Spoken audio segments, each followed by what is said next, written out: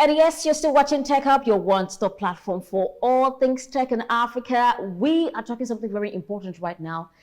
Safety in the content creation world. We will start the conversation with how has the digital age helped the entertainment sector, especially when it comes to content creation.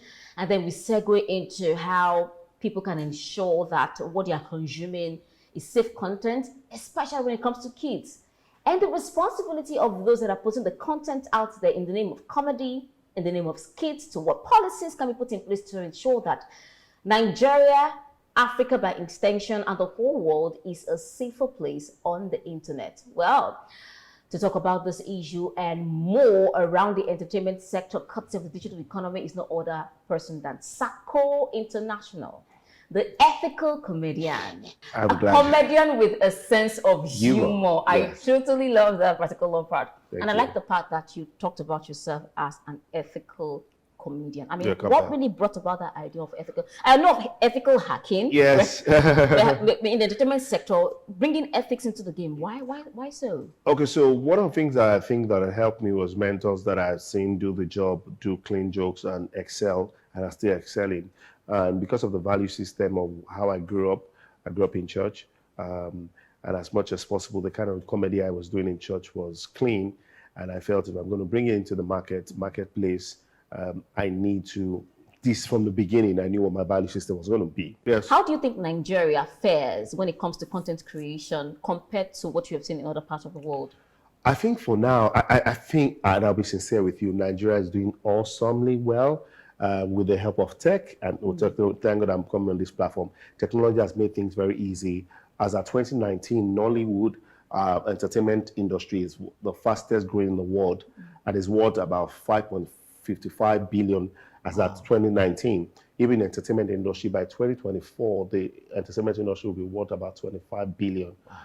That's how fast it's growing. And like I said, any part of the world you can be, and then people want to even see content, Nigerian content. They just find Nigerian YouTube, they go to YouTube channel to see how they can. So I think we're doing well concerning content. You see people that have never traveled out of the country, but they consume their products. So I think we're doing a fantastic job.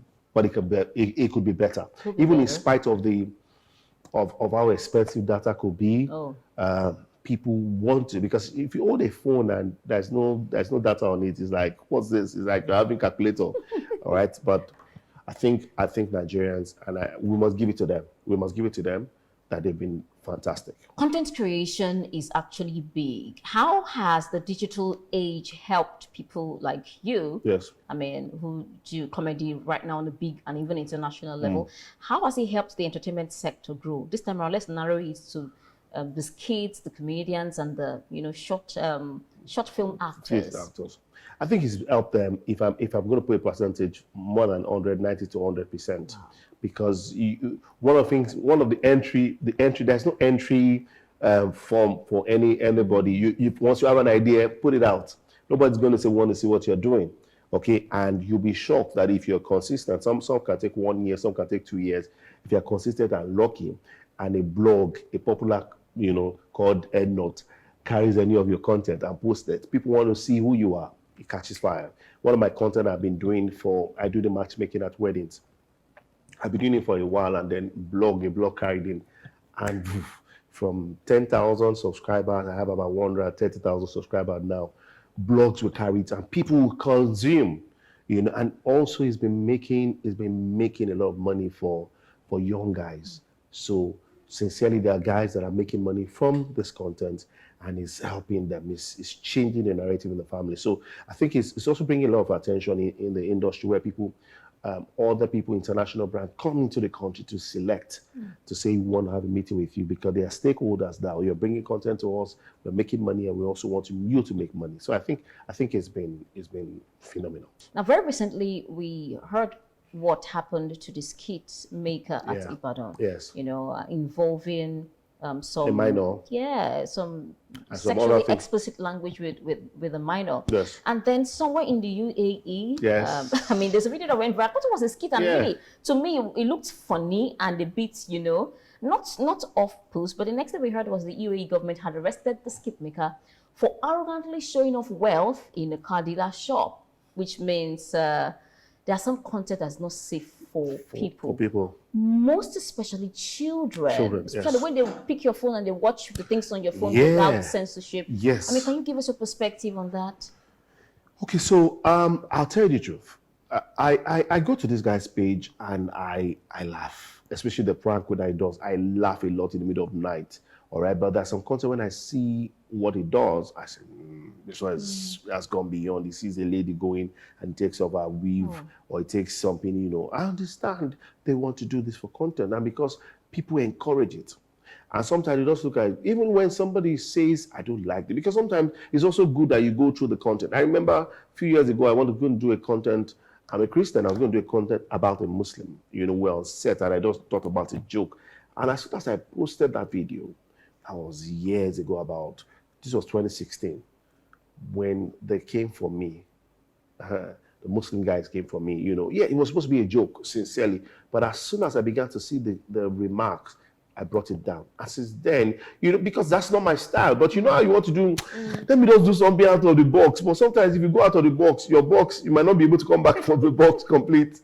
So I stood my ground and I said to you, it might take time, but it doesn't matter of time. It will, you know, for the guy, I think he went, and I know that he's going to that was overboard, you know, using those words, because like I said, I have 3 kids. Sometimes my children, they say they want to watch cartoon and vote. Before you know, they are in another page, watching another page, and I'm saying, this is not the page you said you were going to go. All right, so we have a way of checking my wife has a way, she has an app that when they're going into, she knows. All right, that's what technology has also done. You can monitor what your children, and there's a limit to what they can do. My wife can shut down, you know, the internet even while she's at work, okay?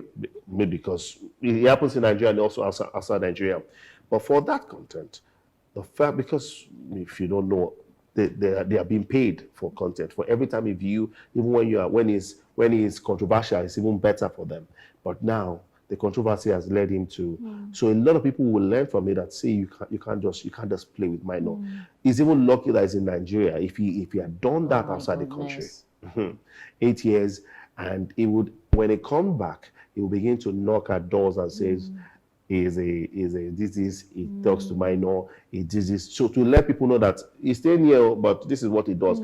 I had somebody go through that, and it was traumatizing. And that's a very dangerous thing about the online world, in that you do something today, the world will not forget. I will not forget. Will not forget. Which would make us call out to the content creators now to be wary and to be watchful of culture, people's values, people's religion. Yes. People got to think critically and have people help edit and give their perspective on your work before you post out, right? Yes. And also for parents, some parents don't care. They don't care. They just open their phone in the middle of the night and you see, or maybe in the evening, and they just watch, and the kids are there watching with them. What do you have for those parents? Please? No. See, my sometimes I get carried away and want to watch. My wife will just caution me, and you know, at the world where we are, we must be able to listen to caution. You know, there's some men that do not even want to hear their wife caution them. They feel that, oh, this is... But I remember that when I'm checking my wife, I say, that content is not... Even though I was watching it for myself, but you know, the children come around you there and says, no, you cut it.